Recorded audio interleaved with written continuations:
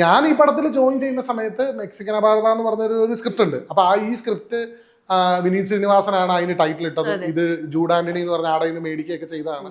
അതായിരുന്നില്ല നമ്മള് കഥ ഉണ്ടാക്കിയത്. അത് നമ്മുടെ പടത്തിന്റെ പൂജയുടെ സമയത്ത് സ്ക്രിപ്റ്റ് ബൈ ജൂഡ് ആന്റണിയാണ്. പിന്നീട് പുള്ളി മാറുകയൊക്കെ ചെയ്തതാണ്.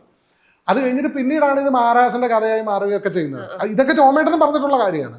എനിക്ക് ഇതിൻ്റെ അകത്ത് ഫീൽ ചെയ്തിട്ടുള്ളതെന്ന് പറഞ്ഞാൽ രണ്ടുപേര് പറയുന്നതിൻ്റെ അകത്തും ഈക്വൽ ആയിട്ടുള്ള ന്യായമുണ്ട്. കാരണം ടോമേട്ടൻ പറയുന്ന ഒരു ന്യായം എന്ന് പറഞ്ഞാൽ ഇതെല്ലാ ക്യാമ്പസുകളിലും നടക്കുന്ന കഥയാണ്. അതായത് XFI ഇതൊന്നല്ലാതെ ഒരു അണ്ടർഡോഗ് ആയിട്ട് നിന്നിരുന്ന ഒരാള് പ്രസന്റ് സിസ്റ്റത്തിനെ ചോദ്യം ചെയ്ത് മുന്നിൽ വന്ന് സക്സസ്ഫുൾ ആവാന്ന് പറയുന്ന എല്ലാ ക്യാമ്പസുകളിലും എല്ലാ സ്ഥലത്തും നടക്കുന്നതും ഭയങ്കര വർക്കബിൾ ആയിട്ടുള്ള ഒരു ഫോർമുലയാണത്. 30 വർഷത്തെ ഒരു അതെ അതെ അതെ അതെ അതെ. അപ്പൊ അങ്ങനത്തെ ഒരു സാധനമാണ് ടോമേട്ടൻ പറയുന്നത്. അതുപോലെ ഒരു ലൈഫ് മഹാരാജയിൽ ഉണ്ടായിരുന്നു. അതിനു മുമ്പേ ഈ സിനിമയുടെ കഥ അങ്ങനെ ആയിരുന്നാണ് ടോമേട്ടൻ പറയുന്നത്. ഞാൻ വരുമ്പം ആ സിനിമയുടെ കഥ അങ്ങനെ തന്നെയാണ്.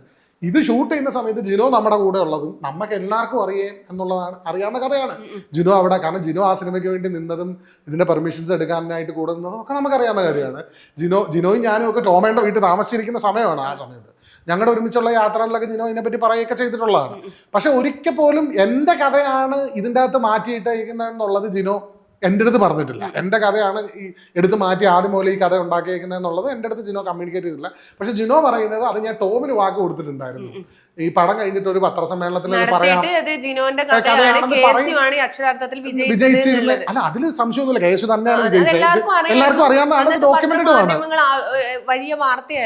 ആയിരുന്നു. അപ്പൊ ഇത് നമുക്ക് എല്ലാവർക്കും അറിയാവുന്ന കഥ തന്നെയായിരുന്നു. ജിനോ ജയിച്ചതും ജിനോ അവിടെ KSU ഭരണമായിട്ട് ജനിച്ചതും പരിപാടിയെല്ലാം, പിന്നെ അവിടുത്തെ ഇലക്ഷന്റെ സെറ്റപ്പുകളും ഒക്കെ ജിനോയും ജിനോയുടെ ഫ്രണ്ട്സും എല്ലാവരും കൂടെ കമ്മ്യൂണിക്കേറ്റ് ചെയ്ത് കൊടുത്തിട്ടാണ് അങ്ങനെ തന്നെ അത് ഷൂട്ട് ചെയ്തത്.